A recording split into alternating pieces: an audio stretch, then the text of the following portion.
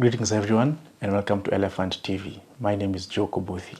Today I'll be speaking to Professor Wandia Njoya. Professor Njoya is an educationist, lecturer and social critic. Karibu Professor Wandia to the Elephant. Asante sana Joe. To kick this conversation, Wandia, right now as we speak, when the current president, William Ruto, just put together a task force to look into the issue of the new curriculum, CBC, its effects, its level of implementation, and of course give recommendations for it moving forward. But even before we go into the conversation around CBC, my own research and my own reading around education, particularly around the African and the native, there's always been a lot of conversations to what kind of education we need.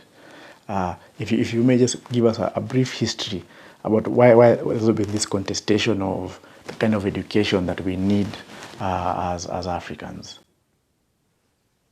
I think it's because if you control people's minds, you can basically run their lives. So it was important that the British had a handle on what Kenyans know, how they know it, because that will affect their decisions and also their ability to work within the colonial system.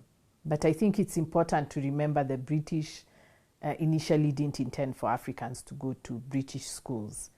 The indirect colonial policy, the idea was they can exploit Kenya, but leave the natives in their reserves, and so that they never come out. But that presented a logistics problem because that kind of model depends on importing colonial officers from the UK. And that's going to be expensive because you have to pay them, you have to pay their families, you have to give them leave, all that kind of thing. So they needed local people who thought like the British, who would help them do the colonial administration, but at a cheaper price. So now they start educating a few, but initially they only wanted to educate children of chiefs so that these families around the country would be able to read the mind of the British, but also control their communities. So there was no plan to have schools for all Kenyans right from the beginning. The history of education, even when you look at the diaspora like the US, the history of black people in education comes from them saying we want to educate our kids, and we want them to learn these things that you're doing and understand it from an African perspective. And then now the system has to say they can't stop the wave of clamor for education, so they control it. That's the compromise. So that's the fight we've been having of Africans saying, we can't not learn what you're doing to us and critique it from our perspective. And then the West saying, okay, if you're going to learn it, then we have to control the curriculum and what you do. So that's the contestation that is still there, even up to now. I think that's what CBC is about. You're seeing many more children or many more young people are coming out of the education system and there's a panic from empire, and so they can't tell us close your schools because it will be a political problem. So now they have to control what we are learning in schools. Speaking about this control, you've been tweeting and writing about this instrument called JAM, Global Education Reform Movement. For very many Kenyans, it was a new thing. We didn't know what was that.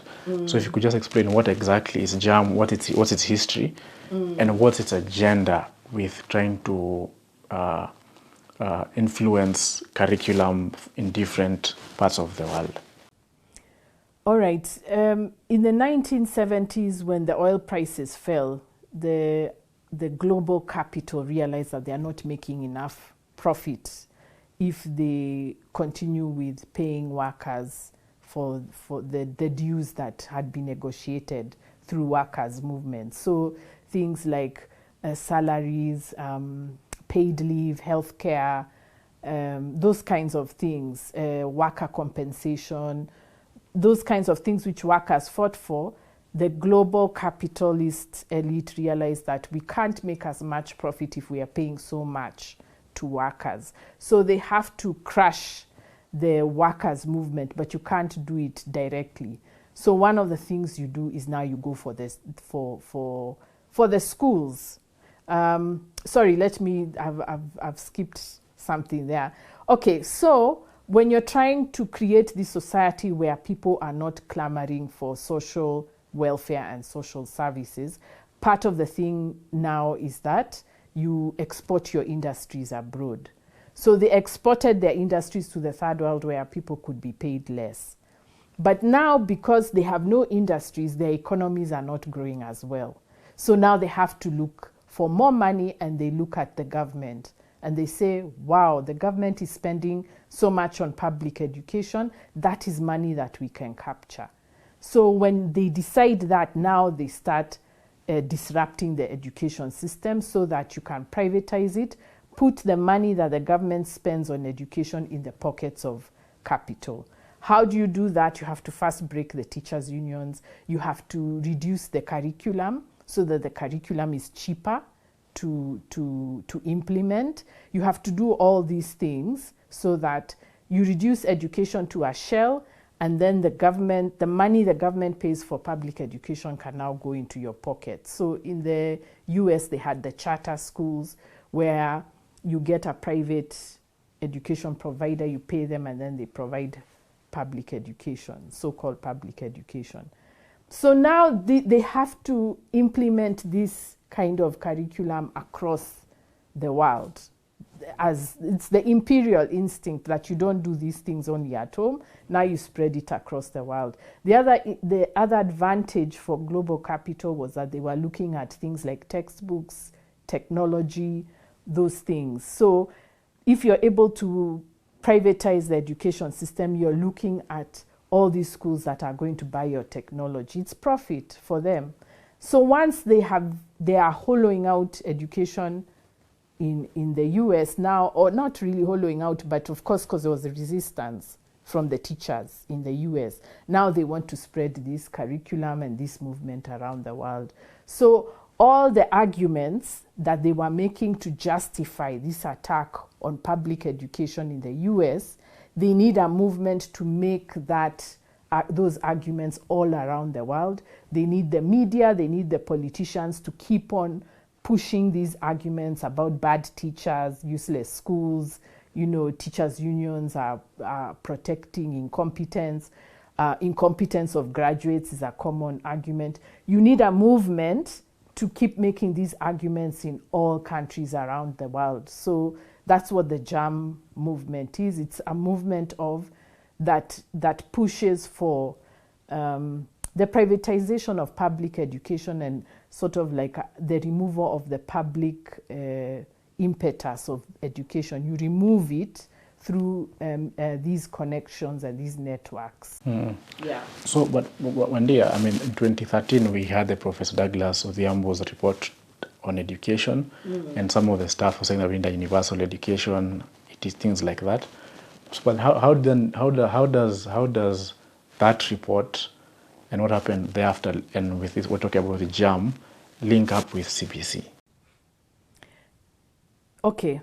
Apart from what is happening in the global space, Kenya already has, it's like COVID, we had some pre-existing conditions. So we already had not asked the fundamental questions about why do we have education? What does education for the public mean? We've never asked those questions. So from 1963, we've been focused on education for employment by the government. It's not just any employment, it's employment by government. And then by around 2000, of course, jobs in government are no longer there. So now there's this emerging NGO sector, so now you want to train kids for that. So because we had not resolved the question on if education is for employment, now when JAM comes to Kenya, they find already that we have pre-existing conditions that make us susceptible to whatever arguments they are making. And in fact, actually, we started being hit by this wave in 2010, not even 2013. In 2010, what they did was now to start saying, why are we paying teachers so much? Because for this thing to work, you have to attack the teachers.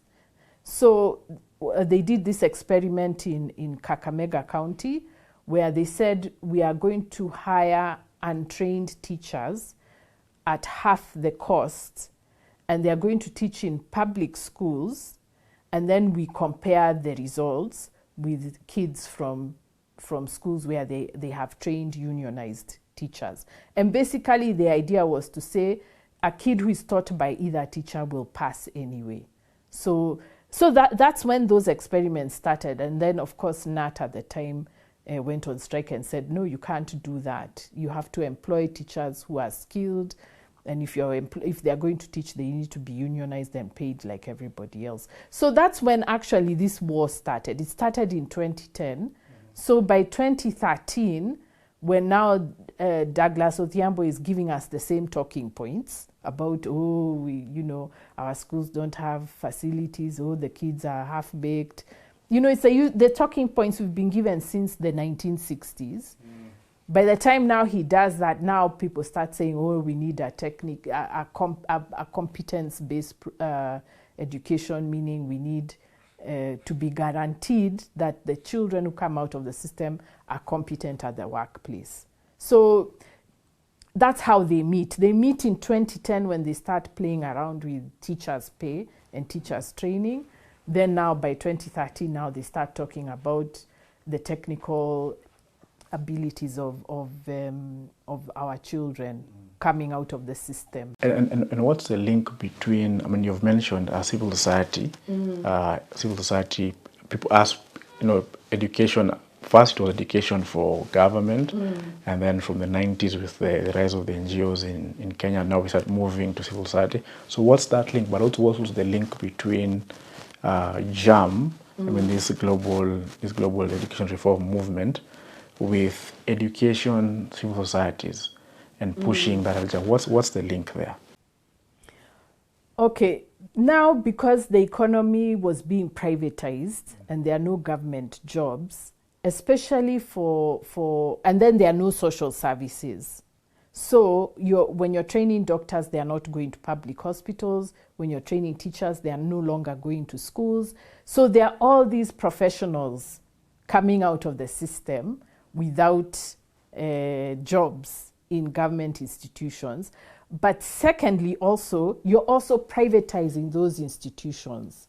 So the few who might have gotten jobs, they are even now less because you are crushing the unions, so they can't ask for more teachers. They have less power to ask for professional teachers. So you have this whole cohort of people, of professionals.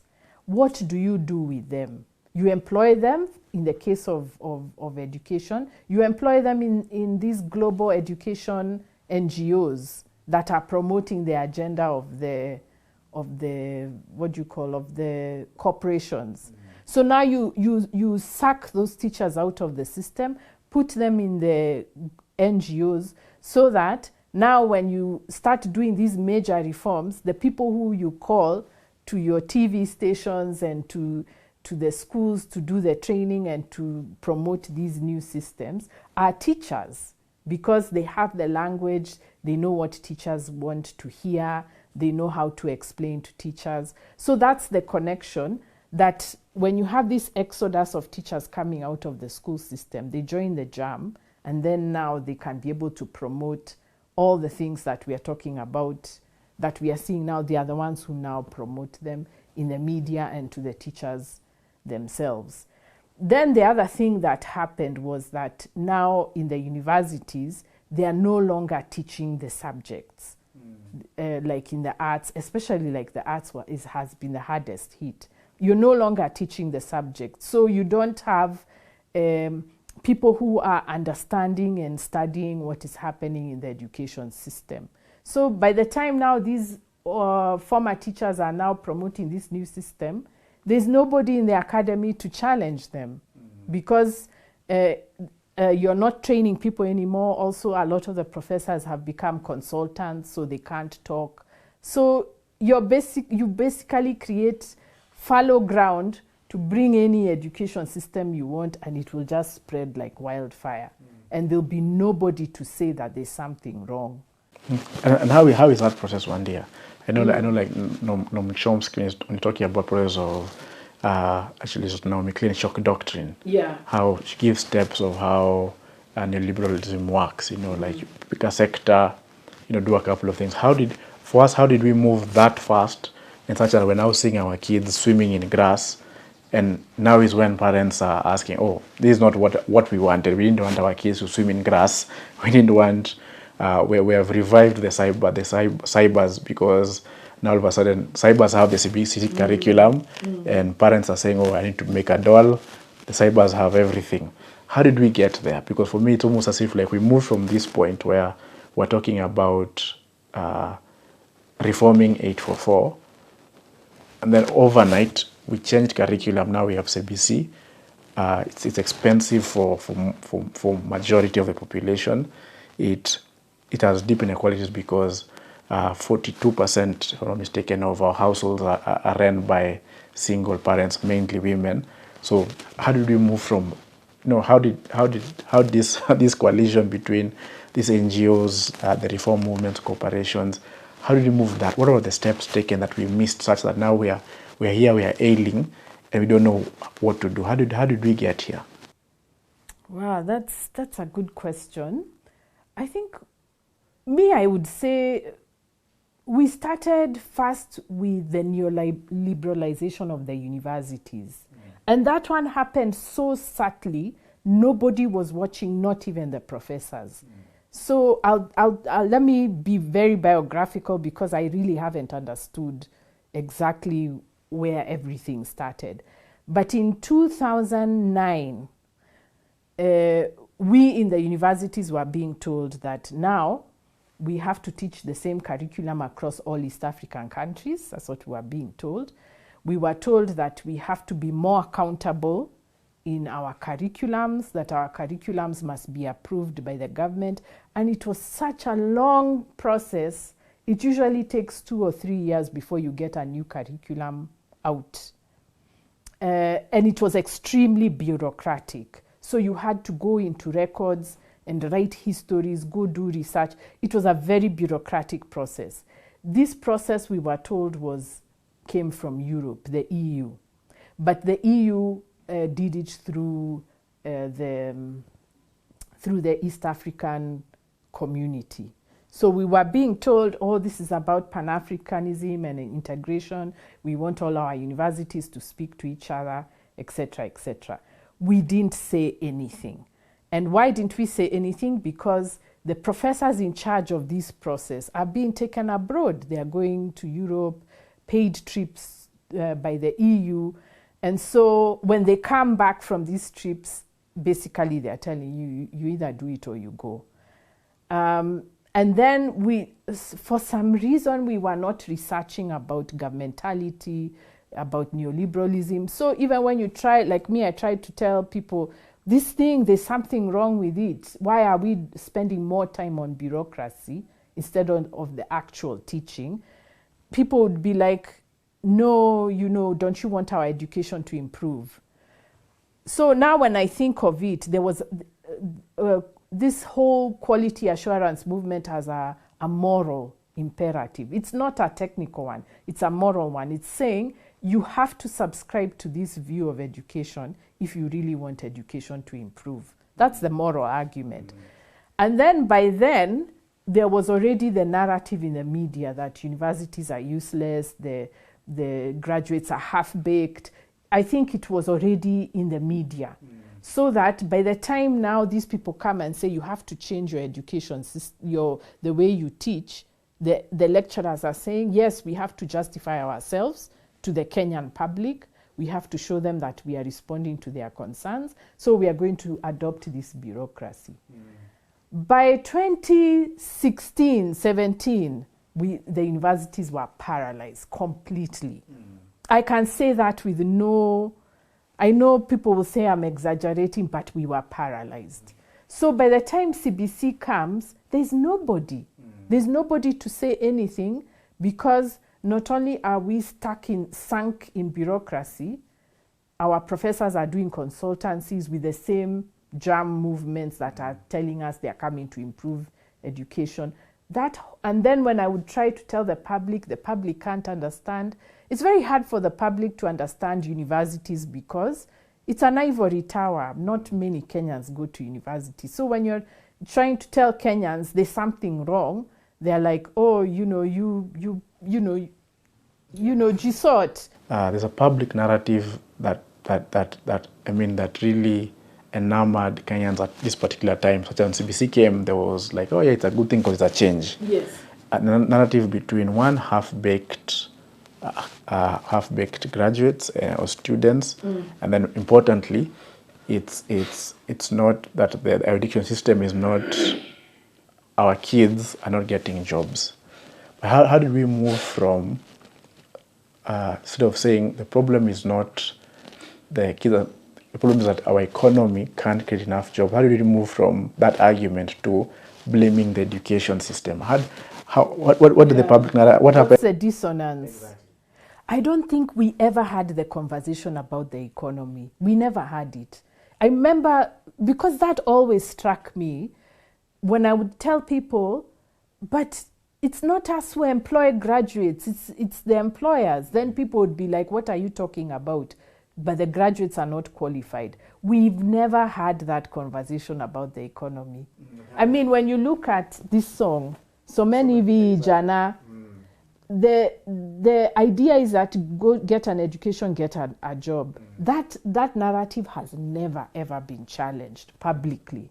So by the time we reach 2013, when I'm saying that song, we need to look into it, because why are we blaming the fault of the economy on the education system? Aki Kenyans cannot understand. Even up to now, well, the younger people are understanding it, but my generation, they cannot get it. They can't. Because now we decided if the problem was the economy. Yes. I mean, as we are seeing now with bottom up and our last election, the problem is we've had a chronic capitalist economy that works for a feudal elite and their cronies. So then, how then did we move from there to now fixing the economy and now pushing CBC? That's now my. How did we move? What are the narratives that we said? Okay, now we're going to fix the education system. Okay, so you remember this narrative of we are not, that there's unemployment because the education system is bad, not because the economy is bad. The problem is the education system. That narrative has been there since 1963. Yes. It has never changed. So, but what was added in the 2014s was this thing that kids are going to school, but even at standard 3, they cannot read a sentence in English. And this was the research that was done by NGOs like Uwezo. So when that narrative is put in the media, it is promoted. It was like a blitz. In fact, what struck me that time was, why are they saying so much about the fact that kids can't read? And the other thing that struck me was that the poverty question was not being discussed. If you check the media reports, they were not asking about poverty, inequality, and the link to the fact that kids can't read. So that was the narrative now that added on top of our kids are not getting jobs because they are poorly trained. Not practical. They are not practical. Too much theory in the system. There's too much theory in the system. All that is now what added up to where now when people started saying CBC, Kenyans said, okay, we know the system is bad, it's not working, our kids cannot get jobs. And then when you ask, but who gives jobs? Is it the education system? Then they start saying, no, it's because you don't want CBC. Do you see there's a moralism in the CBC argument? It's the thing that if you criticize CBC, it's because you don't want a good education system. It's about my morals and my motivation. It's not a question of what is CBC giving us and can they promise that. They can't, but the media public conversation has been so polluted, you can't get those questions in. Yeah. Speaking, moving to CBC, last couple of years you've been having this conversation, especially on your social media handles, and I think a couple of years you said that you had written to KICD to make public the documentation about how there's a logical flow of how we moved from reforming it for to dumping it and now saying, okay, we're going to do CBC. Yeah. And you said that you didn't see those documents, and you didn't see the policy process rather of how stakeholder engagement in that direction. But my question is that what's wrong with CBC? Because I think, outside of what we are seeing our kids swimming, which is very preposterous, what's wrong with CBC at a philosophical level? What's wrong with CBC at implementation and policy level, and what's wrong with CBC to the teachers, students, and what's wrong with CBC to society? I think that there are many facets, but if you could just pick a couple, what's wrong with CBC? The basic premise of CBC, this thing they call competence, is that when you go to school, whatever you learn, whatever you're learning can be measured through evidence. So if I teach a child to count, there should be evidence after that lesson that the child can count. That's the basic conception. So what that means is that there's no room for knowledge, for background knowledge. Basically, we are turning kids into robots, but that's the conclusion. But there's no room for background knowledge. So, for example, if I teach a child about Mekatilili wa Menza, basically, when you're teaching history, for example, you want a child to just know that there were heroes in their time, to know their history. And it's not for any practical output necessarily. It's just that it will build their confidence. And maybe 10, 15 years later down the road, that confidence you instilled in them will show in the way they do their mathematics, or they'll invent a robot, or they'll invent a machine, because of that confidence that I come from a great people, I come from a great history. That is being removed from CBC. What they are saying is, if I teach a child about Mekatilili, she should produce evidence to prove that she has learned and that I have taught her. So now we are having ridiculous things like children, I've given this example before. Children, when you tell children to jump and dance, they have fun. But that's not enough for CBC. There must be evidence that they know why they are jumping and they know that they had fun. A child at 6, 7 years old cannot know those things. You're asking them to do adult thinking processes instead of just having fun, breaking a sweat, enjoying it with their children and laughing and dancing. That's not enough for CBC. The children must prove that they jumped and they know that they enjoyed jumping. So now, are you making them very self-conscious? Exactly. So now what you do is, after they jump and dance and whatever, you ask them, why were you happy when you jumped? Who even thinks like that? Think of even our traditional dances. Do we go and ask adults, why are you dancing like this? No, we don't. We are just dancing because we are happy that these two people have gotten married. We are going to dance and be happy. We're just celebrating. You don't expect people to have a logical explanation as to why they were happy when they were jumping.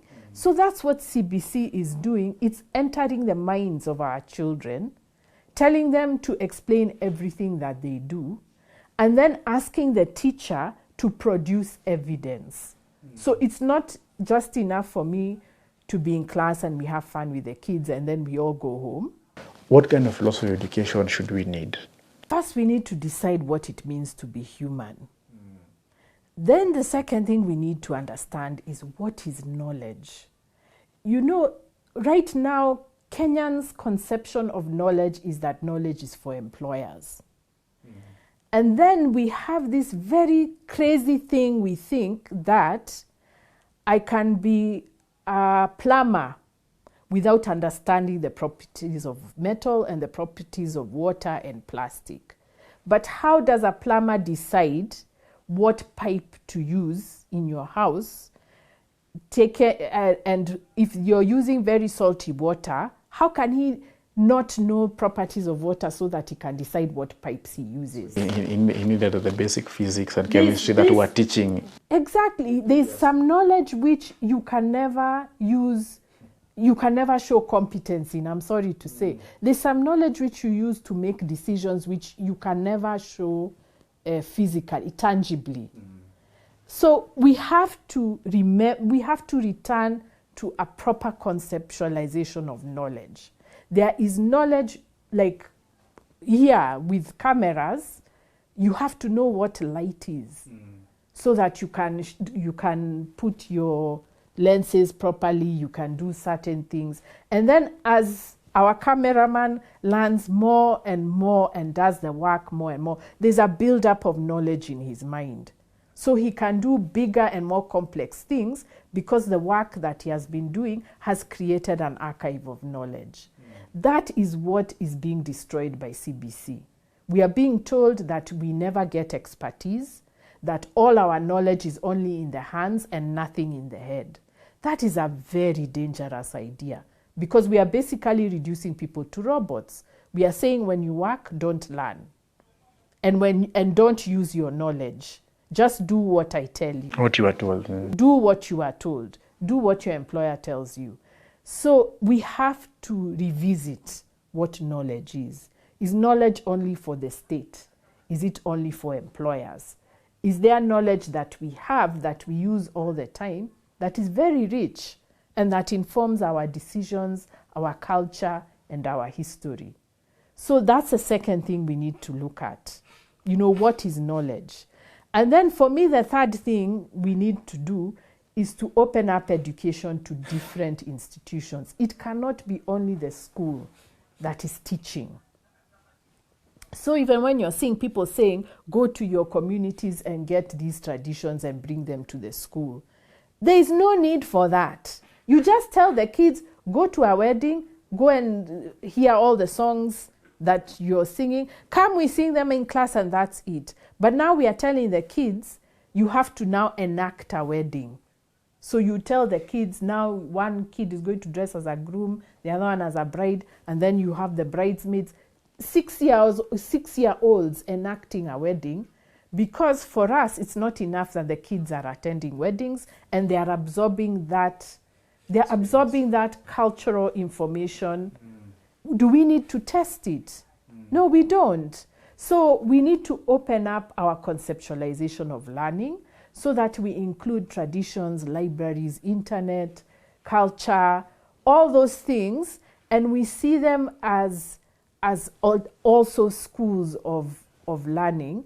But that also means that even in the employment space, we have to recognize and pay people for those knowledges. So if you have a person who is very good at the indigenous plants and medicines, you recognize him as a doctor and you give him the social status and the qualifications that come from that indigenous knowledge. So you see, part of why the school is colonizing knowledge in Kenya is so that it can control expertise and social status. It means that even if I am a very good fashion designer, it doesn't matter how many good clothes I make, I will never get a head of state recommendation. People will always pay me peanuts for the clothes I make while they pay 10 times the price for some rag from mitumba or from abroad. You see, we have to change so many other things if we want to value those knowledge. So you're talking about really democratizing the economy. Yes, we have to democratize the economy. That is standard. So out of the pipeline of the problem of education is the economy. You control access to the economy by controlling education so that everybody else with knowledge from outside the school system, you can tell them, no, you're not qualified. And by the way, I've even suffered this because there were times when I was in charge of our music program, I would say, can I invite a Nyatiti player to come and teach students how to play the nyatiti. I'm told no, they have to have a master's.